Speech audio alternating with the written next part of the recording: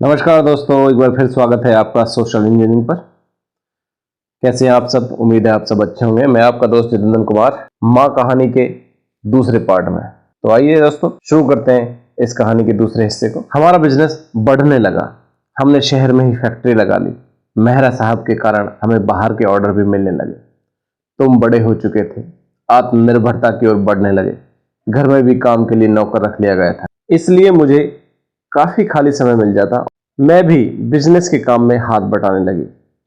मेहरा साहिब मेरी समझबूझ से काफी प्रभावित हुए और कई महत्वपूर्ण कामों में मेरी सलाह लेने लगे। इस प्रकार हमारे संबंध अब पारिवारिक हो गए। इसके पश्चात हमने शहर में ही अपने लिए एक बड़ी सी कोठी बनवाई और हम सरकारी मकान से उसमें आ गए। अब हमारे पास सभी भौतिक सुख सुविधाएं थी। हमारी अब केवल एक इच्छा थी कि किसी प्रकार हम तुम्हारा भविष्य उज्जवल बना सकें। इस इच्छा को मन में सजोए हम अपने काम में जुटे रहे। हमारी संपन्नता हमारे जीवन में भी अंतर लाई। हमें अब पार्टियों और क्लब में भी जाने का मौका मिला। वहां मेरी अलग से पहचान बनने लगी। तुम्हारे पापा पर भी इस संपन्नता का असर पड़ा और वह पार्टियों में मेरे मना करने पर भी शराब पीने लगे। इसी का परिणाम हमें आज से लगभग 8 वर्ष पहले हुई तुम्हारे पापा की एक कार दुर्घटना में मृत्यु के रूप में भुगतना पड़ा। मैं भी उस कार में सवार थी, किंतु बाल बाल बच गए और कुछ मामूली चोटों से ही मुझे छुटकारा मिल गया। मैंने यही सोचा कि भगवान ने मुझे तुम्हारे लिए ही बनाया है, तुम्हारे लिए ही बचाया है। मैंने मन ही मन यह निश्चय किया कि मैं तुम्हें माँ और बाप किसी की भी कमी महसूस नहीं होने दूंगी। एवं तुम्हारे पापा के प्रति तुम ये स्वयं ही सोच सकते हो कि उस निश्चय का अर्थ कहीं से भी दूसरी शादी करना नहीं था। उस समय 12वीं कक्षा के छात्र थे तुम। कुछ लोगों का यह विचार था कि तुम्हें परीक्षा के पश्चात बिजनेस में लगा देना चाहिए। मैंने उनकी इस बात को नकार दिया। मैं नहीं चाहती थी कि तुम्हारे पापा के जाने के कारण तुम्हारी पढ़ाई में किसी प्रकार का विघ्न पड़े। इसके अतिरिक्त मैं यह भी नहीं चाहती कि तुम इस छोटी सी उम्र में काम शुरू कर दो। मुझे अब अपने कार्यालय के साथ साथ बिजनेस का भी काम देखना पड़ता था। इसके कारण मुझ पर काम का काफी बोझ बढ़ गया। इसमें कोई शक नहीं कि मेहरा साहब बिजनेस में मेरी पूरी सहायता करते, किंतु मुझे ऐसा लगा कि मेरे लिए दोनों काम संभाल पाना मुश्किल है। इसलिए मैंने नौकरी से स्वैच्छिक सेवानिवृत्ति ले ली। अब मैं बिजनेस की देखभाल पूरी तरह से कर सकती थी। मैं बिजनेस में अपना ध्यान लगाने लगी। उसे बढ़ाने के लिए कई गुर सीखे। इसमें एक गुर स्त्री होने का लाभ उठाना भी है। तुम जानते ही हो कि तुम्हारे पापा की मृत्यु के समय मेरी उम्र लगभग 40 वर्ष। तुम्हारे पापा के तुम्हारे प्रति जो कर्तव्य हैं उन्हें भी मैं पूरा करूंगी। उस समय हमारे पास आर्थिक संपन्नता भी आ गई थी। इसके अतिरिक्त बचपन से लेकर जवानी के दिनों तक जो पाबंदियां समाज ने स्त्री पर थोप रखी हैं, उनमें भी कुछ ढील मिलने लगी थी। कार्यालय एवं बिजनेस के कारण भी कई पुरुषों के संपर्क में आने का अवसर मिला। तुम्हारे पिता की मृत्यु के बाद तो मुझे अपने आकर्षण में लेने के लिए कई पुरुष लालायित हो उठे। तुम इंजीनियरिंग की पढ़ाई के लिए बाहर चले गए। मैं इतने बड़े घर में अकेली रह गई। यहाँ पर तुम्हें मैं यह बात बता देना चाहती हूँ कि 40 वर्ष की आयु भी एक आम स्त्री की अवस्था में विशेष परिवर्तन लाती है। उस समय न तो घर की विशेष चिंता होती है, न ही दूसरे की टोका टोकी। नारी अपने आप को स्वतंत्र महसूस करने लगती है। कुछ यही अवस्था मेरी भी थी। मैं इस समय चाहती तो किसी पर पुरुष का साथ भी ढूंढ सकती थी। इस समाज में जो सामने आ जाए वह पाप है। छिप छिप कर न जाने यहाँ क्या क्या होता रहता है, ये हम सभी जानते हैं। यहाँ मैं ये बता देना चाहती हूँ कि तुम्हारी माँ ने चोरी छिपे भी कोई ऐसा काम नहीं किया जिसके कारण तुम्हारे सामने मुझे कभी शर्मिंदा होना। तुमने बीटेक करने के पश्चात अमेरिका में जाकर एमबीए करने का निर्णय किया। ये तुम्हारे कॉलेज द्वारा चलाई गई स्कीम के अंतर्गत था, जिसके लिए तुम कुछ छात्रों को चुना गया। मेरी तुम्हें विदेश भेजने की बिल्कुल भी इच्छा नहीं थी। मैं बिल्कुल अकेली रह गई थी, क्योंकि मेहरा साहब की पत्नी का देहांत हो गया था। वो अपने बच्चों को लेकर विदेश चले गए थे। वो अपने बिजनेस की जिम्मेवारी भी मुझ पर छोड़ गए, किंतु मुझे तुम्हारी जिद के आगे झुकना पड़ा। तुमने बताया कि जाते समय ही कुछ अधिक खर्चा करना पड़ेगा। इसके पश्चात तो मैं पढ़ाई के साथ नौकरी भी करूंगा और तो अपनी पढ़ाई का खर्च स्वयं ही करूंगा। अभी तुम्हें वहां पर 6 मास भी न हुए कि तुमने एक ऐसी सूचना दी जिससे मेरा दिल दहल गया। तुम ये सोच भी नहीं सकते कि तुम्हारी शादी के निर्णय ने मुझे कितना कष्ट पहुंचाया। मेरी जैसी स्त्री के लिए एक यही तो अवसर आना था जिसे मैं धूमधाम से मना सकती थी।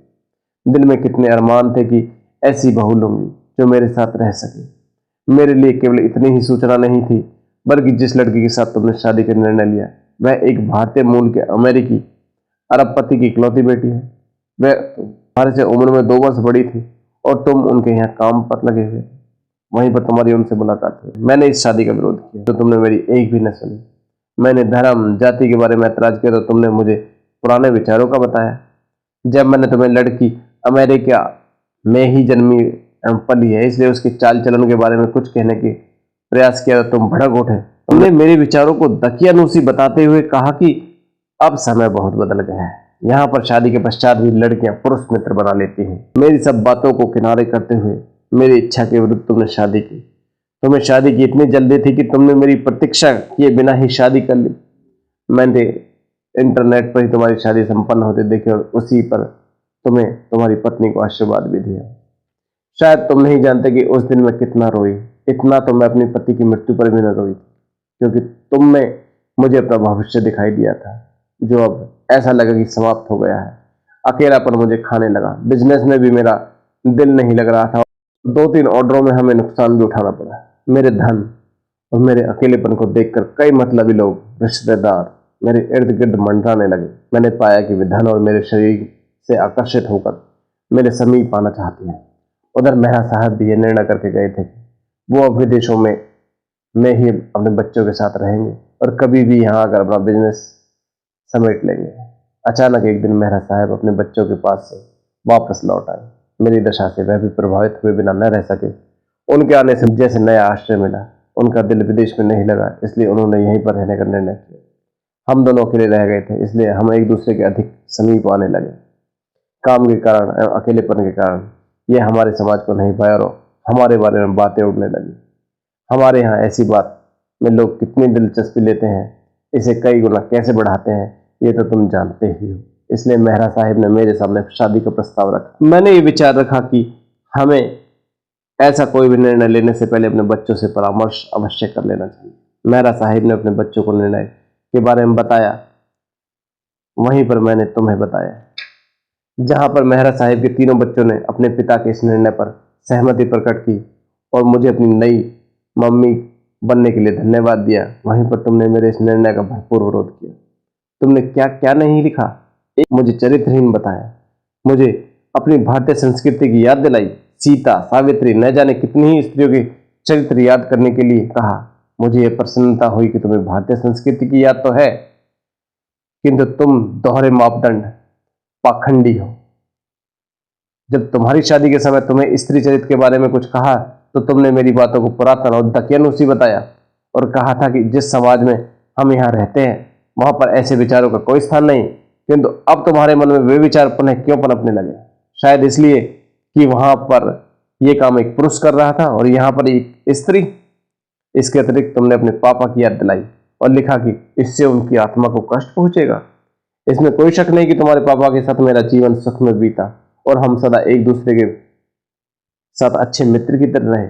उनके साथ बिताया प्रत्येक क्षण मेरे लिए अविस्मरणीय है और मैं उनका स्थान किसी और को नहीं दे सकती। प्रश्न ये उठता है कि मेरे सूनेपन को दूर करने के लिए सबसे ज्यादा तुम्हारी जिम्मेदारी थी किंतु तुम अपना भविष्य बनाने में ऐसे लगे कि तुम्हें इसका कुछ भी एहसास नहीं हुआ।